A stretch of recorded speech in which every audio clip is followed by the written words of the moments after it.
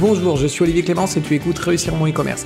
Réussir mon e-commerce, c'est un podcast qui a pour mission d'aider les nouveaux e-commerçants et ceux qui sont déjà lancés à créer une entreprise rentable et bienveillante. Parce que je suis convaincu que ce sont les entreprises, quelle que soit leur taille, qui ont le pouvoir d'améliorer le monde dans lequel nous vivons.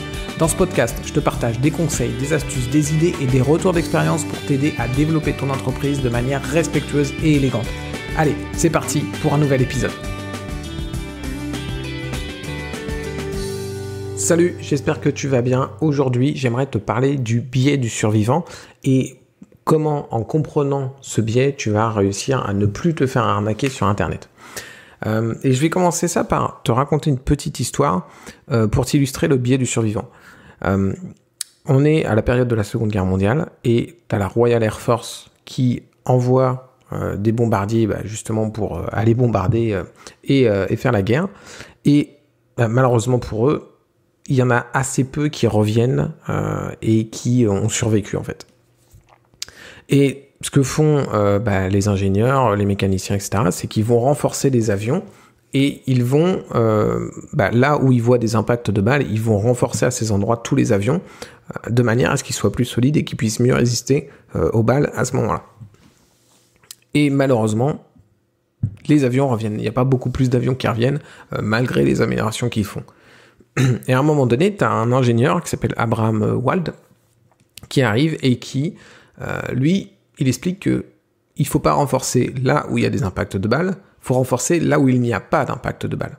Alors ça peut paraître un peu étrange, mais finalement, c'est lui qui a complètement raison. Pourquoi ? Parce que les avions qui sont revenus et qui ont des impacts de balles à certains endroits, donc par exemple sur les ailes, ça signifie que finalement les impacts de balles sur les ailes sont moins graves que les impacts de balles, peut-être au niveau du moteur, au niveau de la cabine, etc. Et c'est logique, parce que, a priori, ceux qui sont parvenus, c'est ceux qui ont pris des impacts de balles ailleurs que là où les survivants ont pris des impacts de balles. Et donc du coup, ce qu'il fait, c'est qu'il va renforcer partout où il n'y a pas eu d'impact sur les avions survivants. Le résultat, c'est que, justement, il y a eu beaucoup plus d'avions qui sont revenus à partir du moment où ils ont fait ça. Donc ça illustre bien ce biais du survivant, c'est que le problème du biais du survivant, c'est que le survivant, typiquement ici au niveau des bombardiers, lorsqu'il revient, en fait, on ne voit que lui. Il est fascinant, il est spectaculaire, et on oublie tous les avions qui ne sont pas revenus. Et on n'étudie pas, du coup, tous les avions qui ne sont pas revenus. Mais si on avait pu étudier les avions qui n'étaient pas revenus, on aurait vu où ils avaient été touchés et les endroits où ils avaient été le plus souvent touchés et donc renforcer directement ces endroits-là. Et c'est ça le problème du biais du survivant, c'est qu'on ne voit que lui et on oublie tout le reste.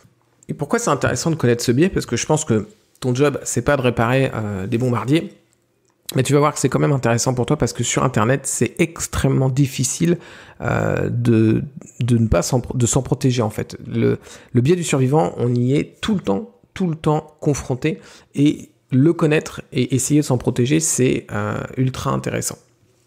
Pourquoi est-ce qu'on est tout le temps confronté au biais du survivant ? C'est parce que sur Internet, tu vois en permanence sur YouTube, dans les podcasts, sur les blogs, etc., tu vois tout le temps des interviews de personnes qui ont réussi, qui ont explosé leurs résultats, qui ont un succès phénoménal. Okay ? Mais par contre, tu vois jamais des interviews de personnes qui ont complètement raté, qui ont absolument tout foiré. Et c'est logique parce que, encore une fois, le survivant, il est fascinant, le survivant, il est intéressant. Et on a envie d'écouter son histoire. On n'a pas envie d'écouter l'histoire de celui qui est un loser et qui n'y arrive pas en fait. Mais le problème, c'est que ça serait extrêmement intéressant pour nous de voir quels sont les points communs parmi tous ceux qui n'y arrivent pas, pour ne pas reproduire ça, ou pour se protéger de ces choses qu'ils font ou de ces choses qu'ils ont eues, tous en commun, et d'essayer justement de ne pas les avoir. Exactement comme les bombardiers qui se faisaient tous peut-être tirer au niveau du moteur et qui se sont crashés et qui ne sont jamais revenus. Donc, sur Internet, tu as énormément d'interviews de personnes qui ont réussi et naturellement, on va se dire, ok, on va essayer de suivre les conseils de ces personnes qui ont réussi. Mais si tu suis ces conseils de toutes ces personnes qui ont du succès sans regarder tous ceux qui ont raté, tu vas aller dans une mauvaise direction. Il y a plein de personnes qui ont du succès qui vont te dire qu'ils se lèvent très tôt le matin. Et on pourrait imaginer que se lever très tôt le matin, c'est synonyme de succès. Mais il y a plein de gens aussi qui se lèvent très tôt le matin et qui sont au SMIC. Il y a plein de personnes successful qui vont te dire qu'il faut prendre des risques. mais il y a aussi plein de gens qui ont pris des risques et qui ont tout perdu en prenant ces risques et qui sont maintenant dans la rue ou au chômage. Donc, finalement, ça veut pas dire que c'est des mauvais conseils de se lever tôt le matin et de prendre des risques. Mais c'est juste que c'est une partie de l'équation et qu'il te manque encore énormément de données et qu'en plus, cette donnée que tu as récupérée de se lever tôt le matin ou de prendre des risques, elle n'est pas forcément adaptée à toi en plus. Alors, comment tu peux te protéger du biais du survivant ? Imagine que tu veux te former à l'investissement en bourse. Ok ? Est-ce que tu vas préférer te former auprès du mec qui, en 1 an, a tout explosé, il a des résultats incroyables très rapidement, ou celui qui monte tranquillement depuis 20 ans ? Si tu veux te former auprès du premier, celui qui a tout explosé en 1 an, eh bien, en fait, ça peut être n'importe quel gars qui a eu de la chance, qui a investi dans le bon truc au bon moment. En gros, c'est le survivant. Il est spectaculaire, il est passionnant, il est brillant, t'as envie de reproduire ce qu'il a fait, sauf que c'était certainement un coup de bol. Le deuxième gars, celui qui monte tranquillement depuis 20 ans, c'est Warren Buffett. Et Warren Buffett, c'est le meilleur investisseur de tous les temps. Donc très honnêtement, je t'invite plutôt à te former auprès de Warren Buffett. Bon, si c'était possible, ce serait cool, mais je t'invite à te former auprès de Warren Buffett qu'auprès du premier gars qui a eu un coup de chance sur le moment et qui du coup est très visible, très passionnant pour notre cerveau parce qu'il fait des trucs incroyables, mais c'est un survivant et du coup c'est le biais du survivant en fait là qui est en jeu et qui va t'attirer vers lui parce qu'il est spectaculaire.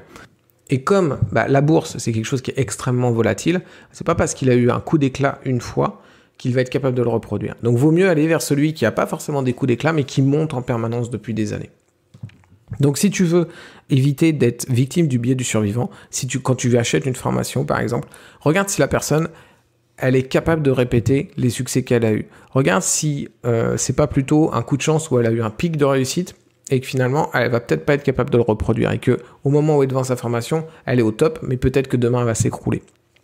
Regarde aussi depuis quand elle est là, cette personne, depuis quand elle travaille dans son domaine, depuis quand elle forme dans son domaine. Parce qu'il y a une chose que tu pourras jamais falsifier en fait, c'est depuis quand cette personne a d'expérience dans son domaine, depuis quand elle est présente en fait.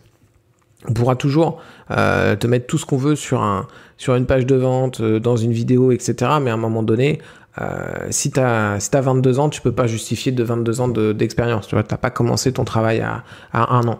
Donc, il faut aussi que tu regardes depuis quand la personne est là. Donc, les 2 conseils que je peux te donner par rapport à ce biais du survivant pour essayer de t'en protéger, parce que c'est un biais qu'on a tous, eh bien, c'est, et même les 3 conseils, en fait, c'est 1, de regarder si la personne avec qui tu voudrais te former, eh bien, elle est capable de répéter le succès qu'elle a eu. 2, de regarder depuis quand elle est là. Et puis 3, naturellement, d'aller voir un petit peu aussi par rapport à ceux qui ont réussi, quand tu vois une interview sur des succès, etc., de regarder s'il y a d'autres personnes qui ont fait les mêmes choses qu'eux, mais qui n'ont pas réussi, en fait. Pour casser un peu cette idée de la recette du succès, la méthode qui fonctionne à tous les coups, etc. Il y a toujours des données que tu n'as pas, et essaye d'aller les chercher pour justement casser ce biais du survivant et d'aller prendre ce qui est brillant en ce moment, ce qui est ultra visible, mais parce que justement on a occulté tous ceux qui n'ont pas réussi avec ces méthodes-là, tous ces fameux bombardiers qui n'ont pas réussi à revenir et qu'il faudrait étudier aussi pour réussir à améliorer nos bombardiers. Si cet épisode t'a plu, je t'invite à laisser une note 5 étoiles et moi je te dis à très vite pour un prochain épisode. Ciao!